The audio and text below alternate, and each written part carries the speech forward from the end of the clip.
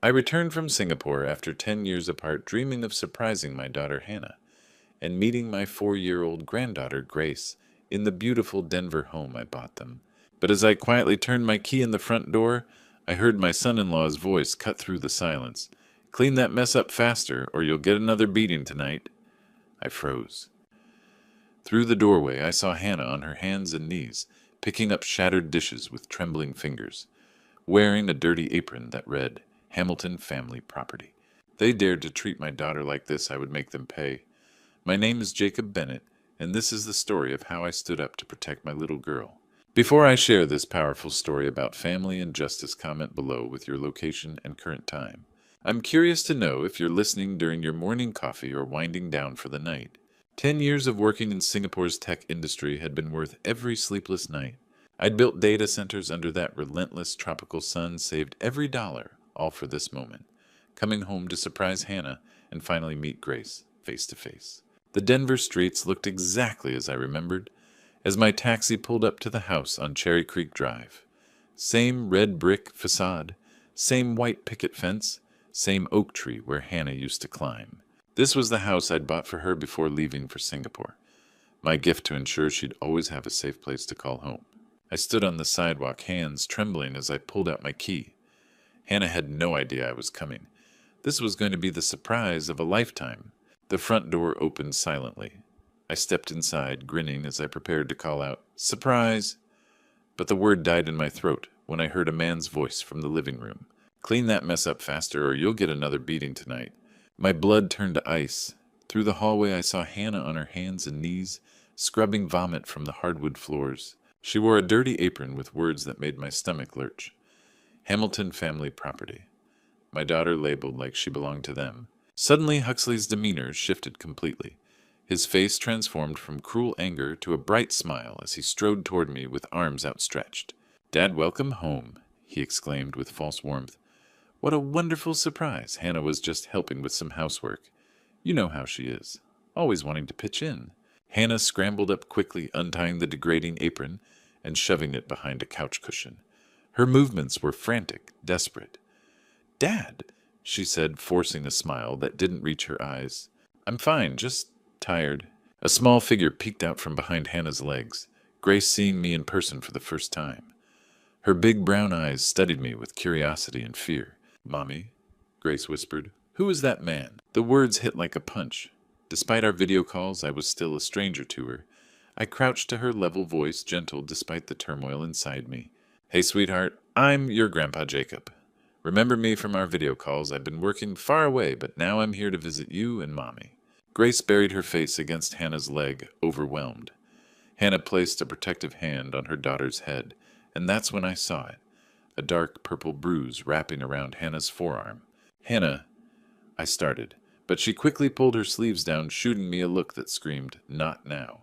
Huxley clapped my shoulder with practiced familiarity, warning in his eyes. "She's been a little clumsy lately," he said with a hollow laugh. "You know how women can be, always bumping into things." Something was very wrong. The confident daughter I'd left had become a frightened animal, constantly glancing at her husband for approval. My granddaughter, who should have been running into my arms, cowered behind her mother, like I was a threat. Standing in what should have been a joyful reunion, one thought crystallized with absolute clarity. I needed to find out what had happened to my family. And I had a sinking feeling the truth would be far worse than I could imagine. 3 hours later, I got my chance. Huxley left for a business meeting, though the whiskey smell suggested otherwise. Grace was napping, and the house felt different without his oppressive presence. Hannah sat at the kitchen table, staring at her hands. In the afternoon light, the bruises were even more visible, not just on her arms, but grip marks around her wrists. "Hannah," I said, gently pulling up a chair, "tell me about those bruises. Don't say you're clumsy. I raised you. You were the most coordinated kid on the block." She flinched, wrapping her arms defensively. "It's nothing, Dad. Just work accidents. I've been doing physical tasks, helping with renovations." Her voice wavered, avoiding my eyes. This wasn't my confident daughter who used to debate politics over Sunday dinner. I took her hand gently. "Hannah Rose Bennett," I said, using her full name like when she was little. "Remember what I promised the day you were born? I'd always protect you. That promise doesn't expire." The dam broke. her face crumpled, tears streaming.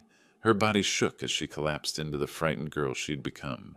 "Oh, Daddy," she sobbed, using the name from childhood. "I messed up so bad. After Grace was born, I got sick. Really sick up here." She tapped her temple. "The doctor called it postpartum depression. I couldn't get out of bed some days. Couldn't take care of Grace. Huxley's family said they'd help take care of everything while I recovered." She wiped her nose, voice dropping to a whisper. "I was on heavy medication, Dad. Everything was foggy. I couldn't think straight. They kept bringing papers to sign. Insurance forms, they said. Medical authorizations. I signed whatever they put in front of me because I trusted them. My heart broke watching her relive this nightmare." "What kind of papers?" "Property transfer documents. Power of attorney forms. They said it was temporary, just until I was better. When the fog cleared, and I understood what I'd signed." She looked around the kitchen that should have been hers. "They told me I'd signed the house over, that I was now their live-in caregiver, working off the debt of their help." Rage built inside me, unlike anything I'd ever felt. These people had preyed on my daughter at her most vulnerable moment. They said if I didn't obey, if I tried to leave, they'd prove I was unfit and take Grace away. Her voice broke completely. "So I stayed. I've been their servant in my own home for 3 years, Dad." She walked to a kitchen drawer, pulling out a thick manila folder. "I kept everything. Medical records, the papers I signed, everything. I kept hoping someday someone would help me understand what really happened." As I opened that folder, one thought echoed. They had made the biggest mistake of their lives when they decided to mess with Jacob Bennett's daughter. That night, I spread Hannah's medical records across the kitchen table like a detective working a case. What I found made my blood run cold. The dates told a story of systematic exploitation that was even worse than I'd imagined. Hannah had signed the property transfer documents on March 15th. According to her medical chart, March 15th was also the day her psychiatrist had increased her antidepressant dosage to the maximum level due to a severe psychological episode. The next morning, I drove straight to Denver General Hospital where Hannah had received treatment. Dr. Patricia Morrison, her former psychiatrist, agreed to meet with me after I explained the situation. "Mr. Bennett," Dr. Morrison said, pulling Hannah's thick file from her cabinet, "I remember your daughter very well. Her case was one of the most severe postpartum depression episodes I've ever treated." She flipped through pages of notes, her expression growing more troubled. "During March of that year, Hannah was barely functional. We had her on sertraline, lorazepam, and quetiapine, heavy medications that severely impair cognitive function and decision-making ability." "What does that mean in practical terms?" I asked, though I was already dreading the answer. "It means she was in no condition to make any legal decisions whatsoever. The medication levels we prescribed would have left her confused, disoriented, and highly suggestible. She shouldn't have been signing birthday cards, let alone property documents." Dr. Morrison called in Rebecca Walsh, the nurse who had worked most closely with Hannah during her treatment. Rebecca's face darkened when she heard what had happened. "Oh my God," Rebecca said, shaking her head. "I remember those days clearly. Hannah was so heavily medicated that some days she couldn't even recognize her own mother when she came to visit. She would stare at people like she was looking through fog. I specifically remember one afternoon when she tried to sign her name on a get-well card from her church group," Rebecca continued. "Her handwriting was so shaky and illegible that we had to help guide her hand. There's no way she could have understood complex legal documents." Dr. Morrison pulled out Hannah's medication log, pointing to the dates with her pen. "Look at this timeline, Mr. Bennett. March 10th through March 20th was her absolute worst period. We were considering hospitalization because she was barely responsive to verbal commands. And they had her sign legal papers during this time." I asked, my voice tight with rage. "If what you're telling me is true, then what they did was not just morally reprehensible. It was legally invalid," Dr. Morrison said firmly. "A person under this level of psychiatric medication cannot give informed consent for anything, especially something as significant as property transfer." Rebecca nodded emphatically. "I'd testify to that in court. Hannah couldn't have understood what day of the week it was, let alone the implications of signing away her house." Dr. Morrison handed me a printed summary of Hannah's treatment during that period. "Mr. Bennett, those signatures are legally worthless. No court in the country would uphold contracts signed by someone in Hannah's condition. What the Hamilton family did constitutes elder abuse and exploitation of a vulnerable adult."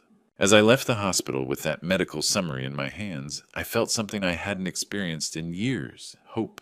For the first time since I'd walked through that front door, I knew we had a real chance to fight back. The Hamilton family thought they were clever preying on a sick woman, but they'd just handed me the ammunition I needed to destroy them. Armed with Dr. Morrison's medical summary, I knew I needed professional help. A quick internet search led me to the law offices of Webb and Associates specialists in elder abuse and exploitation cases.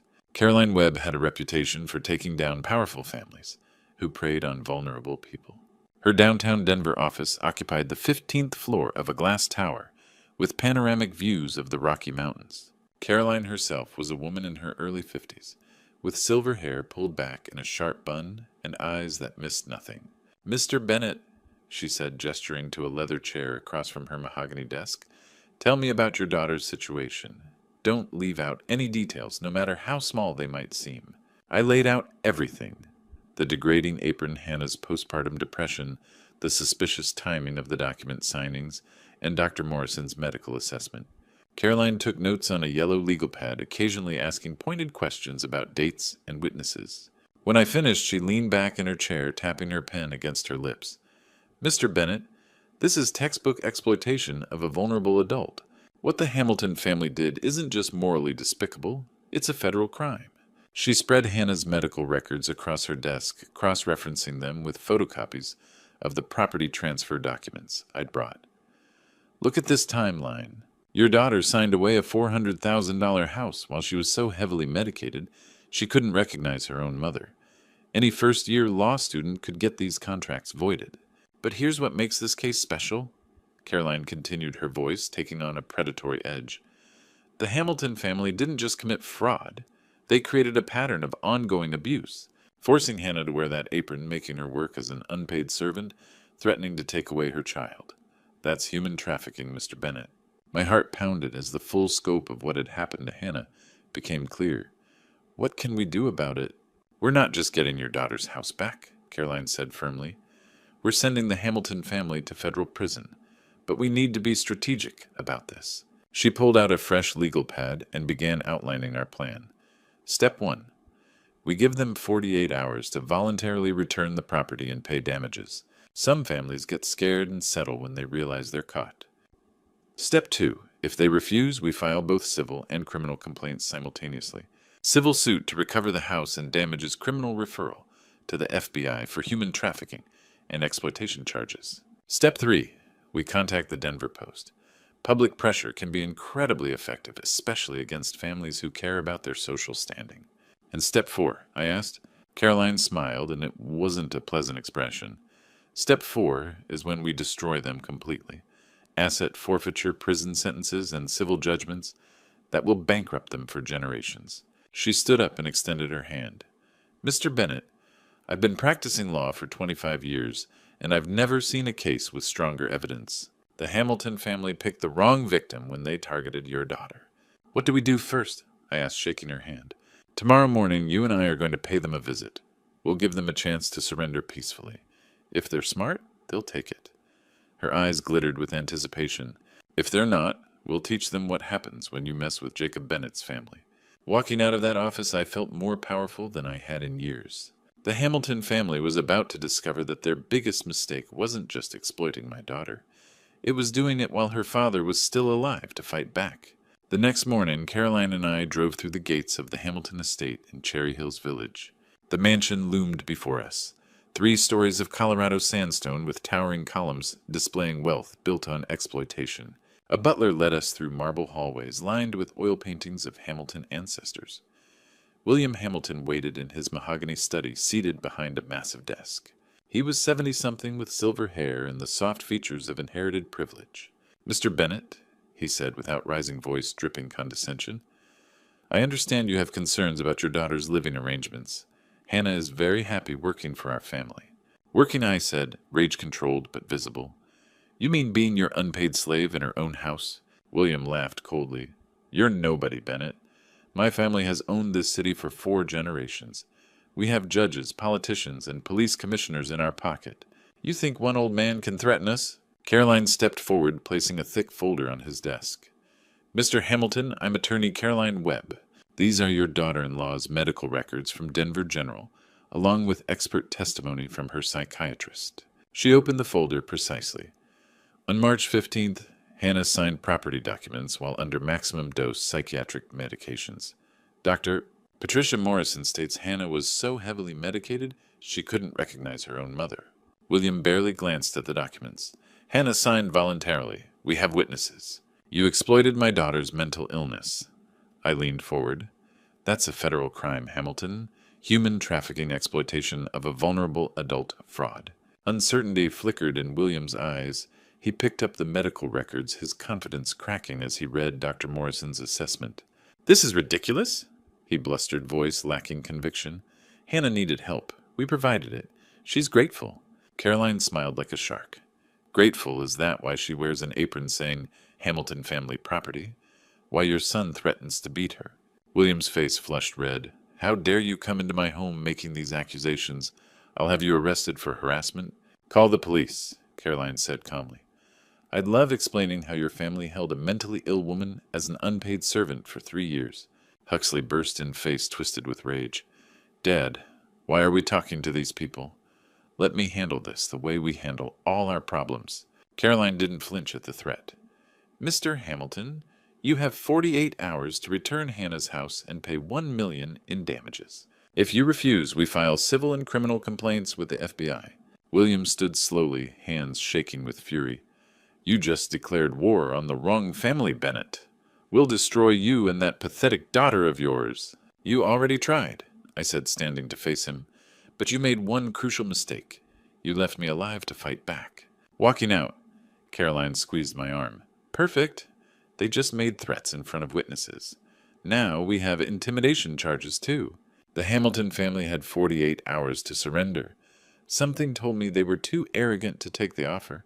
47 hours later, the Hamilton family's silence gave Caroline all the answers she needed. The Denver Post's front-page headline screamed, Wealthy Family Exploits Daughter's Mental Illness to Steal Home. The article, written by investigative journalist Maria Santos, laid out every damning detail. Hannah's medical records and the suspicious timing of the property transfer and the degrading treatment she'd endured for 3 years. The accompanying photo showed our modest house on Cherry Creek Drive, next to the Hamilton mansion, a visual representation of David versus Goliath. Within hours, the story exploded across social media. Justice for Hannah began trending on Twitter, with thousands sharing their own stories of elder abuse and exploitation. Local news stations picked up the story, camping outside both our house and the Hamilton estate. My neighbor, Mrs. Rodriguez, knocked on our door that afternoon with a casserole and tears in her eyes. Jacob, I had no idea what Hannah was going through. The whole neighborhood is talking about it. Everyone wants to help. The outpouring of support was overwhelming. A GoFundMe page appeared overnight, raising money for Hannah's legal expenses. The Denver Women's Shelter offered counseling services. Even strangers stopped me on the street to express their outrage at what the Hamilton family had done. But the real victory came at 2 o'clock that afternoon, when Caroline called with news that made my heart soar. Jacob, get down to the courthouse immediately, she said, barely containing her excitement. Judge Elizabeth Barnes just granted our emergency injunction. Hannah gets her house back today. At the Denver County Courthouse, Judge Barnes's voice rang with authority as she addressed the packed courtroom. Based on the medical evidence presented, it's clear that Ms. Hannah Bennett Hamilton was not competent to sign these documents. The property transfer is hereby declared null and void, effective immediately. The Hamilton family's high-priced lawyers looked stunned. William Hamilton's face turned purple with rage, while Huxley had to be physically restrained by courthouse security when he started shouting threats. Furthermore, Judge Barnes continued, I'm granting a temporary restraining order. The Hamilton family is prohibited from contacting or approaching Ms. Bennett or her family. Violation of this order will result in immediate arrest. 2 hours later, I watched from our front porch as Denver police officers escorted Hannah and Grace home. Hannah carried a single suitcase, everything the Hamilton family had allowed her to keep from her old life. Grace clutched a worn teddy bear, her eyes wide with confusion about why police officers were helping them. Daddy, Grace whispered to Hannah as they walked up the front steps, are we really going to live here now? Yes, sweetheart, Hannah said, her voice breaking with emotion. "We're home. We're finally home." That evening, as we sat around the kitchen table eating Mrs. Rodriguez's casserole, my phone rang. The caller ID showed Huxley's number.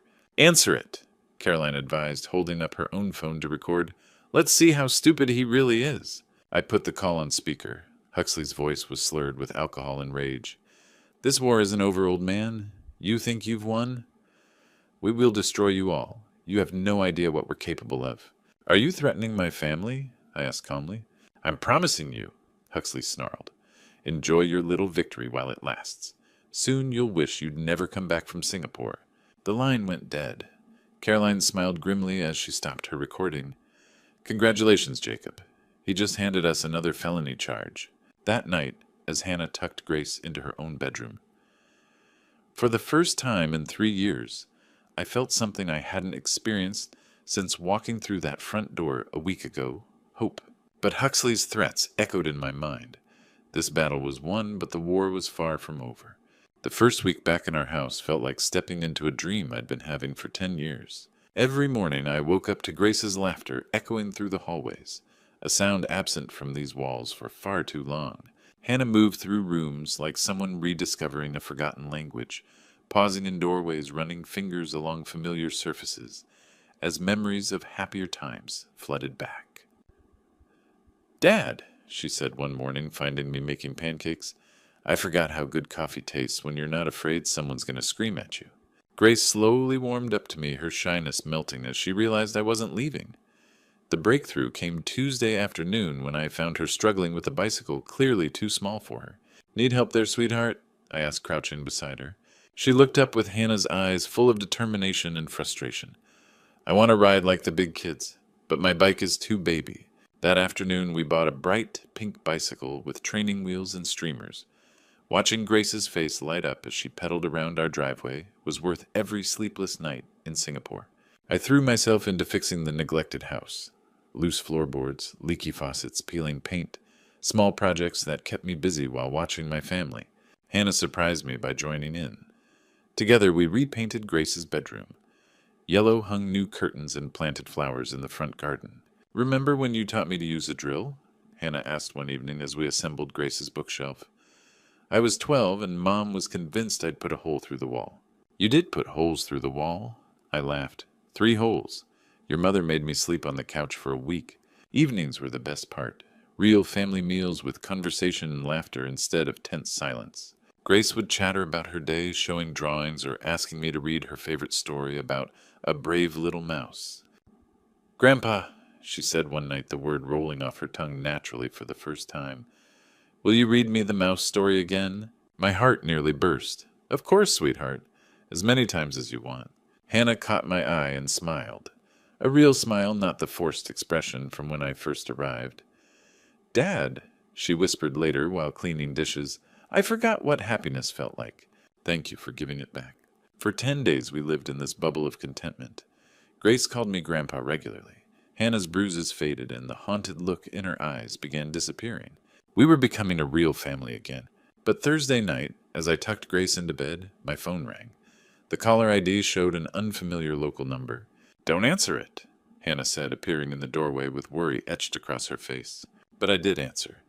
Huxley's voice was cold and sober this time, more frightening than his drunken rage. "Enjoying your little family reunion, old man," he said. "Don't get too comfortable. Some storms you can't see coming until they're right on top of you."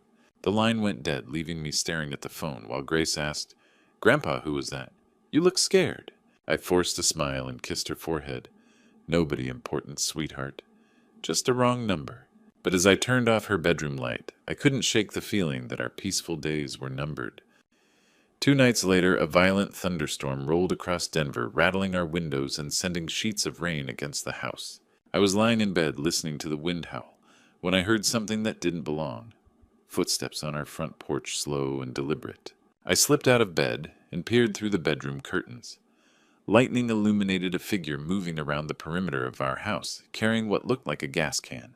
The acrid smell of gasoline began seeping through the walls. Huxley had come to make good on his promise. I grabbed my phone and dialed 911 as I ran down the hallway. "There's a man with gasoline trying to burn down my house on Cherry Creek Drive," I whispered urgently to the dispatcher. "Sir, we're dispatching units immediately. Get your family out of the house now." But before I could reach Hannah's room, I heard the whoosh of flames igniting outside.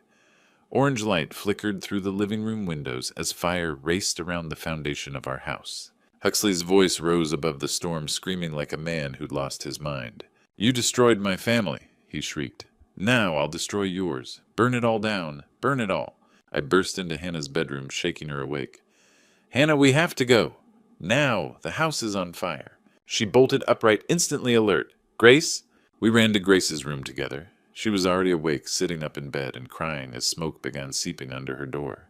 The hallway was filling with thick black smoke that burned our lungs and stung our eyes. "Mommy, I'm scared," Grace sobbed as Hannah scooped her up. "I know, baby. Grandpa's going to get us out of here." The front door was blocked by flames, so I led them toward the back of the house. But as we reached the kitchen, Huxley appeared at the sliding glass door, his face twisted with rage and illuminated by the fire he'd set. He was holding a crowbar. "Nobody leaves," he screamed, smashing the glass. "If I can't have my family, nobody gets to have theirs." I pushed Hannah and Grace behind me, grabbing a kitchen knife from the counter. "Hannah, Grace, get out through the side window in the dining room. Go." "I'm not leaving you," Hannah cried. "Go," I roared. "Protect Grace." Huxley swung the crowbar at my head, but rage had made him clumsy. I ducked and tackled him around the waist, sending us both crashing into the kitchen cabinets. The knife skittered across the floor as we grappled. "You want to hurt my family?" I gasped, fighting for leverage as smoke filled the room. "You'll have to go through me first." Huxley was younger and stronger, but I had 40 years of suppressed fury driving me. Every sleepless night in Singapore, every tear Hannah had shed, every moment of Grace's childhood, I'd missed. It all poured into my fists as we fought. The sound of sirens cut through the storm just as I managed to pin Huxley to the floor. Through the broken sliding door, I could see flashing red and blue lights as fire trucks and police cars flooded our street. Denver police, everyone out of the house. I dragged the semi-conscious Huxley toward the back door as firefighters burst through the front entrance, their hoses already spraying water on the flames that were consuming our home. Outside in the rain, I found Hannah and Grace huddled together on the neighbor's lawn, both safe but shaking with terror. Grace ran to me the moment she saw me emerge from the smoke. "Grandpa, I thought you were gone." I knelt down and pulled both of them into my arms as paramedics checked us for smoke inhalation and police officers handcuffed Huxley. Our house was damaged, but still standing, the fire department having arrived just in time to prevent total destruction. "It's over," I whispered into Hannah's hair as we watched them load Huxley into a police car. "He can never hurt you again." 6 months later, I sat in Denver County Courthouse, watching Judge Elizabeth Barnes deliver the final chapter of our story. The courtroom was packed with supporters who had followed our case from the beginning. Huxley sat at the defendant's table in an orange jumpsuit, his arrogance replaced by the hollow stare of a broken man. "Mr. Huxley Hamilton," Judge Barnes said with absolute authority, "you have been found guilty of arson, attempted murder, domestic violence, and conspiracy to commit fraud. I sentence you to 15 years in federal prison without parole." The gavel came down with satisfying finality. Huxley didn't flinch as bailiffs led him away in shackles. 2 weeks earlier, William Hamilton had been sentenced to 8 years for exploitation of vulnerable adult fraud and conspiracy. The Hamilton empire had crumbled overnight. Assets frozen, properties seized, their names synonymous with shame. Caroline squeezed my hand. "It's over, Jacob. They can never hurt anyone again." The court-ordered restitution was substantial. The Hamilton family paid $2 million in damages. Compensation for the stolen house, Hannah's unpaid labor, emotional trauma, and fire damage. Their mansion, cars, and business assets were liquidated to pay what they owed us. We used the money to rebuild from the ground up. The new home had bigger windows, a modern kitchen, and a spacious master suite, where I'd moved my belongings from Singapore because I wasn't going anywhere. Dad Hannah had said when I announced I was moving to Denver permanently, "Are you sure you worked so hard in Singapore?" "My life isn't in Singapore," I'd replied. "My life is wherever my family is." The best addition was Grace's backyard playground, with swing set, slide, and sandbox.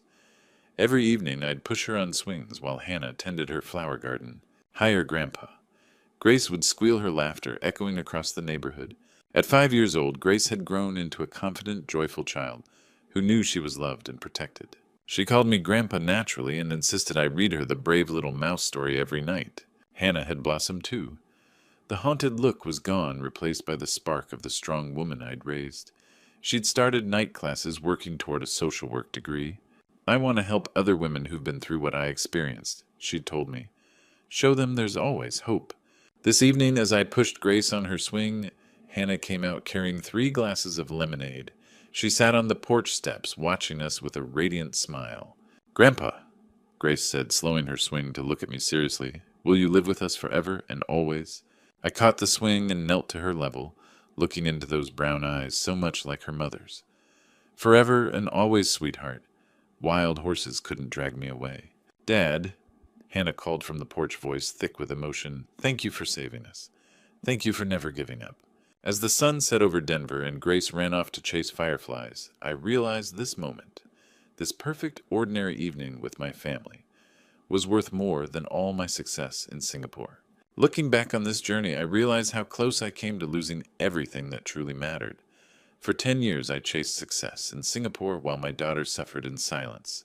Don't make my mistake. Don't let career ambitions blind you to your family's pain. This true story taught me that God has a way of bringing us home when we're needed most. I believe the Lord guided me back to Denver at exactly the right moment, just as He guides all of us through our darkest hours. Sometimes what looks like coincidence is actually divine intervention. The Hamilton family thought they could exploit a vulnerable woman without consequences. But they forgot that God sees everything and justice always finds its way. Hannah's strength during those 3 terrible years showed me that faith can sustain us through unimaginable hardship. These grandpa stories aren't just about my experience, they're about the power of family bonds that can never truly be broken. When I saw Grace hiding behind her mother, afraid of the grandfather she barely knew, I understood the price of my absence.